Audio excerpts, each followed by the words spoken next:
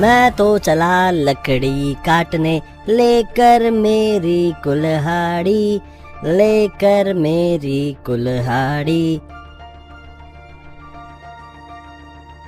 रामू अपनी कुल्हाड़ी कंधे पर लेकर जंगल की तरफ जा ही रहा था, तभी सोहन उसके रास्ते में आ गया और तिरस्कार भरी नजरों से उसकी ओर देखते हुए बोला,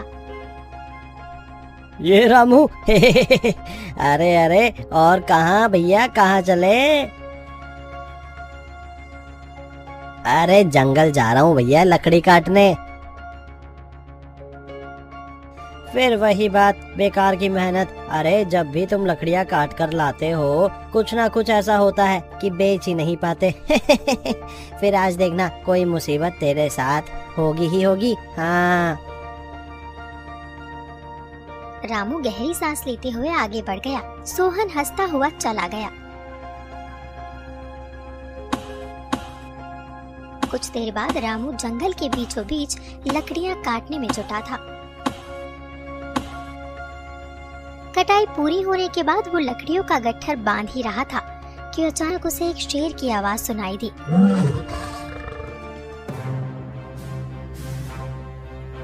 हे भगवान, हे भगवान, आज तो जान गई, आज तो गया। ये कहाँ से आ गया? अरे भागो भागो। शेर की आवाज सुनते ही रामू घबरा गया और लकड़ियां छोड़कर वहां से भागने लगा। हे भगवान, हे भगवान, आज तो जान गई, आज तो गया। ये कहाँ से आ गया? अरे भागो भागो। रामू बिना पीछे देखे भागता रहा। गांव पहुंचते ही वो हाफने लगा। तभी कुछ गांव वाले उसे देखकर हंसने लगे।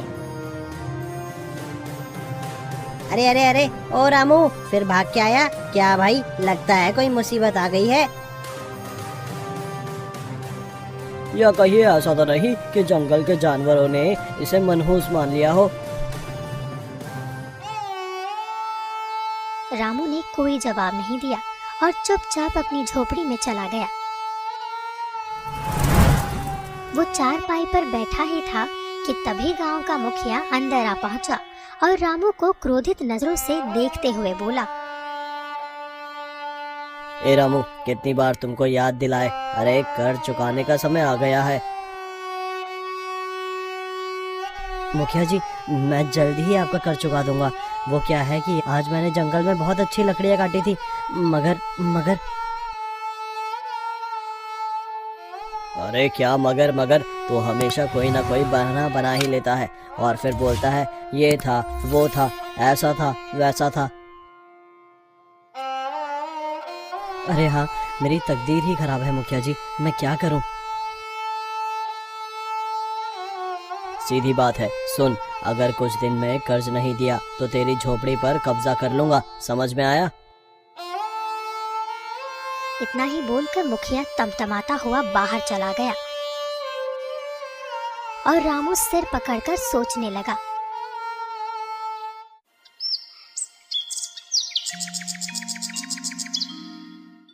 अगली सुबह रामू कुल्हाड़ी लेकर जंगल की ओर जा ही रहा था कि रास्ते में राधा मौसी मिल गई, जो पूरी गांव की मौसी थी। सुना है कल गांव के लोगों ने फिर से तुम्हारा मजाक उड़ाया। हाँ मौसी, कल तो मरते मरते बचा। तभी सोहन वहां आया और रामू का मजाक उड़ाने लगा। अरे राधा मौसी, इस पर दया मत करो। अरे ये तो तकदीर फूटी लेकर पैदा हुआ है। शर्म करो सोहन, किसी की मेहनत का मजाक उड़ाना आसान होता है, लेकिन तकदीर का फैसला इंसान नहीं करता। ये सुनकर सोहन भनभनाता हुआ वहां से चला गया और रामू चुपचाप जंगल की ओर बढ़ गया। रामू ने मेहनत से लकड़ियां काटकर और गट्ठर बांधकर सर पर रख लिया और वो खुद से बुदबुदाता हुआ बोला, हाँ, आज तो किसी भी हालत में लकड़ियां बेच कर ही आऊंगा, चाहे कुछ भी हो जाए। जैसे ही वो जंगल से बाहर आया, अचानक एक भयंकर आंधी आई तेज हवाओं से उसकी लकड़ियां चारों ओर बिखर गई। रामू बेबस होकर देखता रहा। अरे अरे ये क्या हो रहा है मेरे साथ? मेरी मेहनत हमेशा बेकार चली जाती है। क्या करूं क्या करूं? निराश होकर रामू गांव लौट आया और गांव वाले फिर से उसका मजाक उड़ाने लगे। अरे देखो देखो, ये लगता है आज फिर लकड़ियां नहीं बेच पाया। क्यों भैया, नहीं बेच पाए ना? लगता है भगवान ने इसे सिर्फ मेहनत करने के लिए बनाया है, फल पाने के लिए नहीं। रामू बेचारा चुपचाप घर चला गया।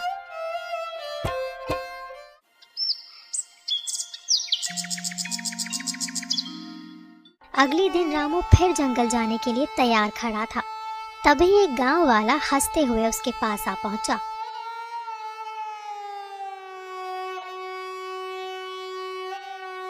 हाँ हाँ, अरे रामू एक काम कर भाई, इस बार जंगल में भटक जाना और कभी वापस मत आना।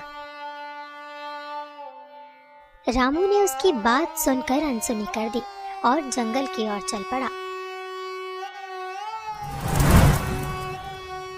जंगल पहुंचकर रामू एक बड़े वृक्ष के नीचे बैठकर उदास होकर आंसू बहाने लगा। ये गांव वाले सच कहते हैं, मेरी तकदीर ही फूटी है। जब भी लकड़ियां काटकर बेचने जाता हूँ, कोई ना कोई मुसीबत आ ही जाती है। मुखिया का कर्ज भी सर पर चढ़ा है। अब क्या करूं क्या करूं?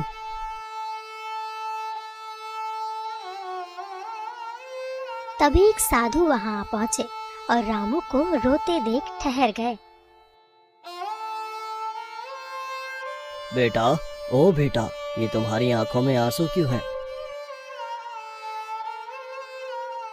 साधु महाराज, जिसकी तकदीर फूटी हो उसकी आंखों में आंसू ही होते हैं। मैं लकड़हारा हूँ, लेकिन बस नाम का।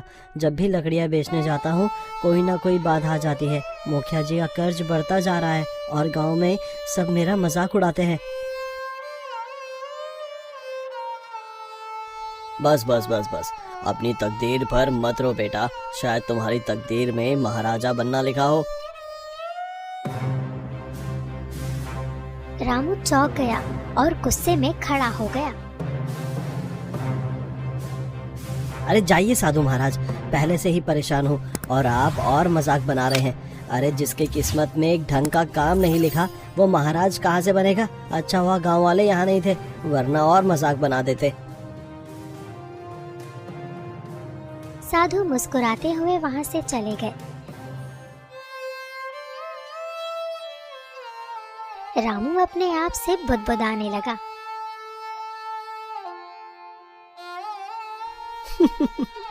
अब मैं गांव वापस नहीं जाऊंगा, जंगल में ही झोपड़ी बनाकर रहूंगा। नहीं जाना मुझे गांव वापस। वो कुल्हाड़ी उठाकर जंगल में आगे बढ़ गया। रामू चलते चलते एक खंडहर के पास पहुंच गया। खंडहर को देखकर वो हैरान रह गया। अरे ये तो बड़ा विचित्र खंडहर है। अंदर क्या है? अंदर चलकर देखता हूँ।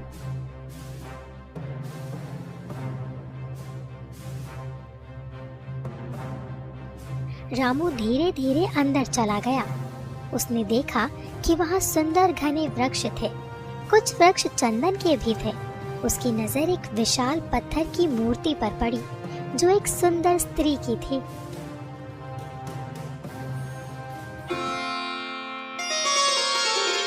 अरे ये तो किसी राजकुमारी की मूर्ति लगती है, लेकिन इस खंडहर में क्या कर रही है? रामू मूर्ति के पास बैठ गया और मूर्ति को देखकर मुस्कुराते हुए बोला, क्या वक्त है, क्या समय है। तुम भी अकेली हो और मैं भी। तुम पत्थर ही हो, मैं पत्थर का नहीं। लेकिन जब लोग मेरा मजाक उड़ाते हैं तो मैं पत्थर जैसा हो जाता हूँ। क्या करूँ? जवाब देने का कोई फायदा भी तो नहीं होता ना।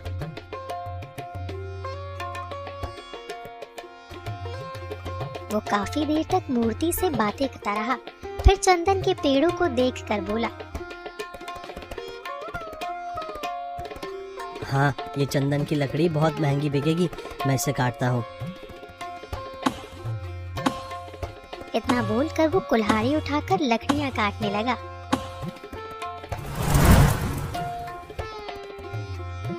और गट्ठर बनाकर गांव की ओर लौट गया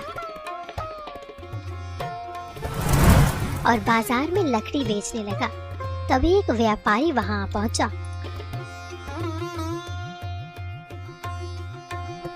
ओ भैया, ये लकड़ी तो बड़ी सुंदर है। वाह वाह वाह वाह, ये तो चंदन की मालूम होती है। बताओ भैया, तुम इसे कहाँ से लेकर आए?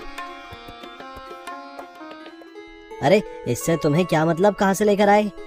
कह रहा हूँ भैया, लेना है तो ले लो, वरना आगे बढ़ो। अरे हाँ हाँ, मैं खरीदूंगा, रुक जाओ, ये लो भैया, ये लो, इसकी अच्छी कीमत। रामू ने खुश होकर धन रख लिया और व्यापारी लकड़ियां लेकर चला गया। तभी वहां सोहन आ पहुंचा।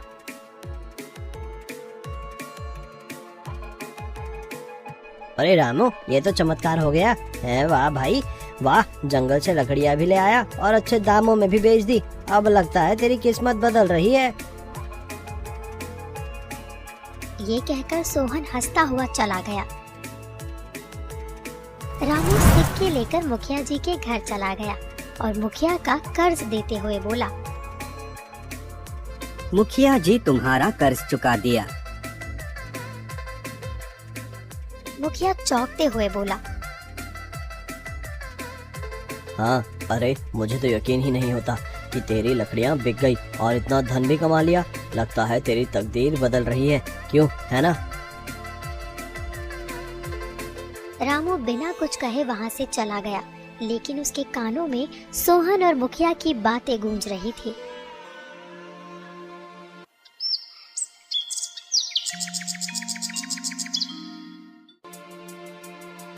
क्या सच में मेरी तकदीर बदल रही है?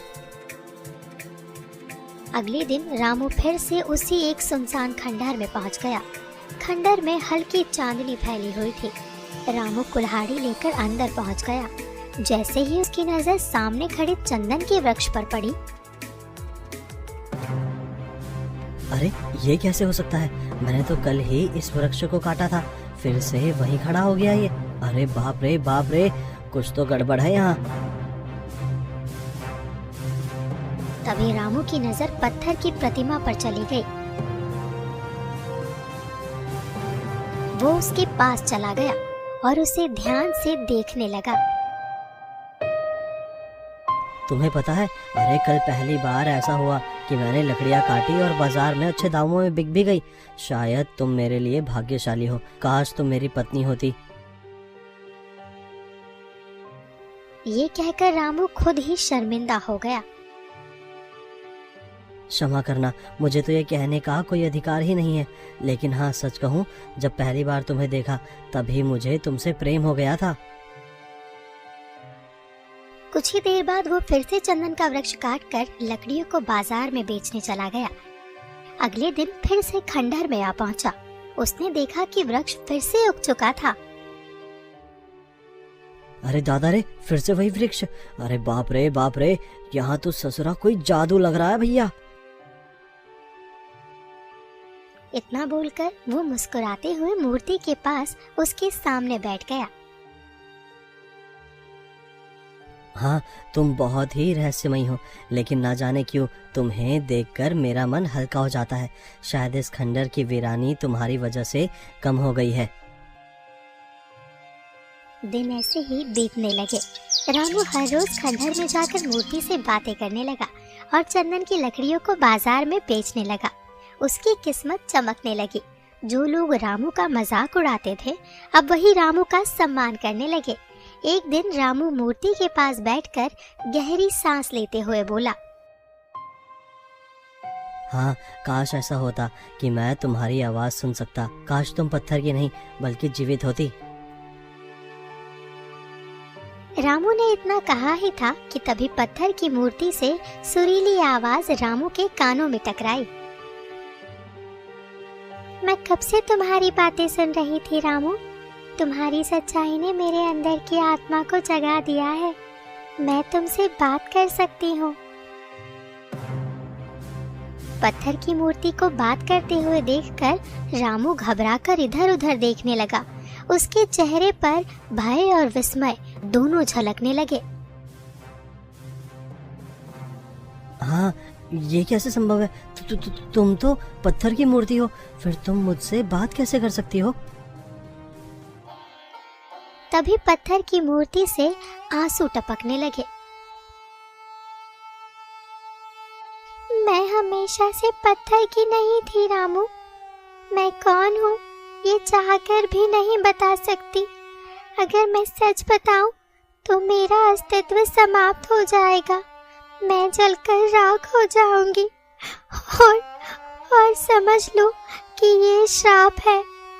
रामू, वर्षों पहले मुझे इस पत्थर की मूर्ति में बदल दिया गया था और तब से मैं यहाँ अकेली खड़ी हूँ। इस खंडहर में कोई नहीं आता जाता था, लेकिन जब से तुमने आना शुरू किया तब से मेरे अकेलेपन का अंत हुआ। तुम्हारी बातें सुनकर मुझे ऐसा लगता है जैसे मैं फिर से जीवित हूँ।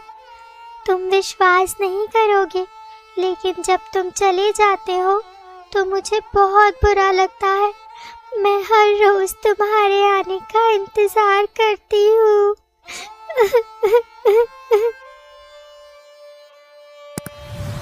अच्छा, और तुम्हारे श्राप का अंत कैसे हो सकता है? मेरा श्राप केवल वही व्यक्ति तोड़ सकता है जो बलिदान करना जानता हो। बलिदान? मैं तुम्हारी बात का मतलब नहीं समझा। सीधा सा मतलब है, जब तुम यहाँ आए थे तब तुम्हारी किस्मत तुम्हारे साथ नहीं थी। तुम्हारी तकदीर के सितारे गर्दिश में थे। अगर तुम अपने भाग्य का बलिदान दो तो मैं अपने असली रूप में आ जाऊंगी और मेरे ऊपर लगा श्राप समाप्त हो जाएगा। परंतु अपने भाग्य का बलिदान देने के बाद तुम वही हो जाओगे जो पहले थे। तुम्हारे पास धन खत्म हो जाएगा और तुम्हारी तकदीर तुमसे रूठ जाएगी। ये सुनकर रामू चौंक गया और तेजी से अपने घर की ओर चल पड़ा और पूरी रात वो पत्थर की प्रतिमा के बारे में सोचता रहा। अगली सुबह वो स्वयं से बोला, अरे, मैं कितना मतलबी हो गया हूँ। अगर मेरे भाग्य का बलिदान करने से मूर्ति का श्राप समाप्त हो सकता है तो मुझे ऐसा करना चाहिए। ना जाने लड़की कौन होगी और इसके माता पिता का क्या हाल होगा। बेचारी, नहीं, मुझे उसकी मदद करनी चाहिए। हाँ, मैं आता हूँ। हाँ, मैं जाता हूँ। रामू खंडहर में पहुंच गया। देखो, कल तुम्हारी बातों पर गौर किया तो मुझे बहुत बुरा लगा। कल मैं कितना मतलबी हो गया था और बिना जवाब दिए यहाँ से चला गया था। देखो, मैं बलिदान देने के लिए तैयार हूँ, क्योंकि सच तो ये है कि मैं तुमसे प्रेम करने लगा हूँ। और वो प्रेम ही क्या जो अपनी प्रेमिका के लिए एक छोटा सा बलिदान ना दे सके। जिसे तुम छोटा सा बलिदान कह रहे हो वो वास्तव में बहुत बड़ा बलिदान है। अच्छा, मुझे क्या करना होगा? तुम्हें बस अपनी जुबान से कहना होगा कि मैं अपने भाग्य का बलिदान देता हूँ, वो भी सच्चे मन और श्रद्धा से। तभी मेरा श्राप समाप्त होगा। रामू आकाश की ओर देखकर संकल्पित स्वर में बोला, मैं अपने भाग्य का बलिदान देता हूँ। मैं चाहता हूँ कि इस पत्थर की लड़की का श्राप समाप्त हो जाए और ये अपनी असली रूप में आ जाए। तभी रंग बिरंगी किरणें प्रकट हुई और देखते ही देखते पत्थर की प्रतिमा एक सुंदर राजकुमारी में परिवर्तित हो गई। रामू स्तब्ध होकर उसे देखने लगा। तुम्हारी वजह से मैं श्राप से मुक्त हो गई। मेरा नाम राजकुमारी राधा है और मैं इस राज्य के महाराज विक्रम सेन की पुत्री हूँ। ये सुनकर रामू अचंभित रह गया। हाँ, अरे दादा रे दादा, मैंने सुना था कि महाराज विक्रमसेन की पुत्री लापता हो गई थी। माता पिता को भी नहीं पता कि मेरे साथ क्या हुआ है। तभी रंग बिरंगी किरणों से वही साधु प्रकट हो गया जो जंगल में रामू को मिला था। अरे आप तो वही साधु महाराज है ना? हाँ, मैं वही हूँ, और वो साधु भी जिसने इस राजकुमारी को श्राप दिया था, वही। अब बताने आया हूँ कि ये श्राप दिया क्यों था। साधु खड्डर के अंदर चंदन के वृक्ष के नीचे तपस्या कर रहा था। तभी राजकुमारी राधा घोड़े पर सवार पहुंची।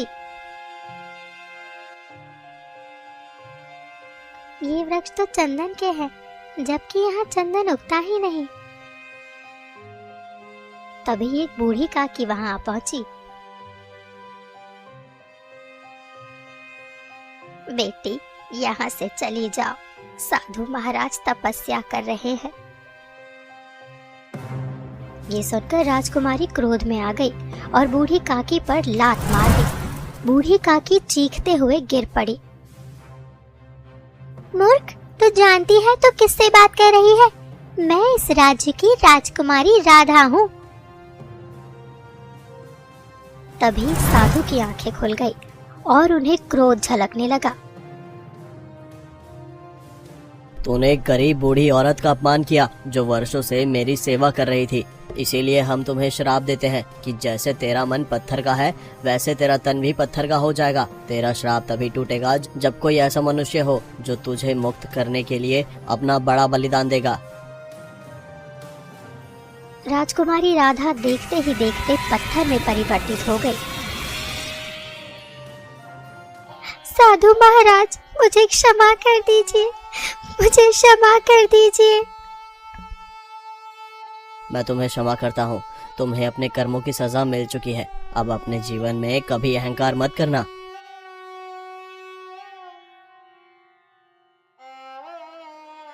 साधु रामू की ओर देखकर मुस्कुराते हुए बोला, हाँ, तुमने जो बलिदान दिया वो बहुत बड़ा बलिदान है, लेकिन चिंता मत करो, तुम्हारी तकदीर खराब नहीं होगी, बल्कि तुम्हारे भाग्य के सितारे तो और बुलंद होंगे। मैंने तुमसे कहा था, हो सकता है तुम्हारा भाग्य में महाराज बनना लिखा हो।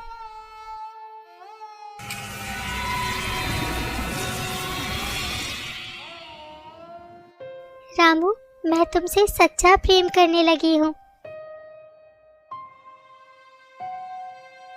राजकुमारी रामू को महल ले आई। राजा विक्रमसेन और उनकी पत्नी अपनी पुत्री को देखकर चौंक गए।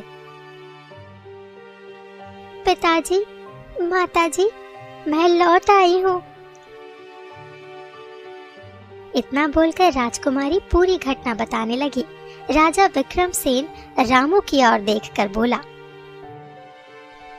हाँ, हमने तो अपनी पुत्र को देखने की आशा भी छोड़ दी थी। तुम्हारे बलिदान की वजह से हमारी पुत्री मुक्त हुई है। मैं अपनी पुत्री का विवाह तुमसे करूंगा। तुम बहुत अच्छे हो। अगले दिन राजकुमारी राधा और रामू का विवाह बड़ी धूमधाम से संपन्न हो गया और राजा विक्रमसेन ने रामू को राज्य का उत्तराधिकारी घोषित कर दिया। अगर आपको ये वीडियो पसंद आया तो वीडियो को लाइक करें और चैनल को सब्सक्राइब करना ना भूलें।